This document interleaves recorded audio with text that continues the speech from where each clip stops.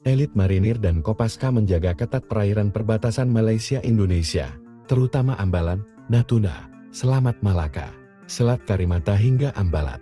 Pengawasan ketat ini diduga memanasnya soal isu Ambalat di Parlemen Malaysia, bahkan kini merembat ke DPR RI seiring penyebutan Laut Sulawesi dan menghapus Ambalat oleh Meng Malaysia Muhammad bin Hasan, Panglima Komando Armada Pangko Armada, RI Laksamana Madya TNI Deni Hendrata menegaskan penjagaan perairan maritim Indonesia dilakukan secara ketat melalui patroli rutina.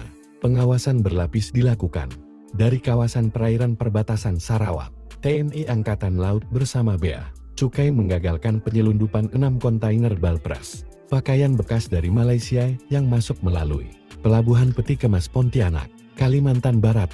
Pengawasan di lautan secara ketat dan pelabuhan dilakukan. Panglima Komando Armada Pangko Armada, RI Laksamana Madya TNI Deni Hendrata mengatakan, pengungkapan berdasarkan operasi intelijen terkait masuknya barang ilegal ke Kalimantan Barat dari Malaysia.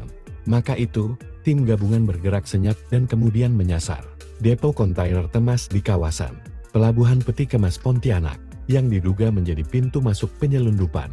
Benar saja, petugas menemukan 6 kontainer penuh dengan balpres yang dikemas dalam karung. Kata Deni dilansir Kamis 7 Agustus 2025. Dari 6 kontainer yang diamankan, 2 unit berukuran 40 kaki telah ditarik ke markas Satrol Lantamal 12 untuk proses lebih lanjut.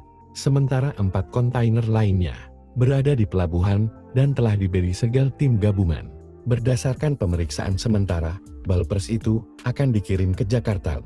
TNI AL pastikan terus kawal wilayah perairan Deni dan TNI AL akan terus melakukan pengawasan ketat di wilayah perairan Indonesia, mulai dari pelanggaran batas wilayah yang dilakukan Malaysia di masa lalu, pencurian ikan hingga upaya masuknya barang ilegal, seperti narkoba dan komoditas selundupan lainnya.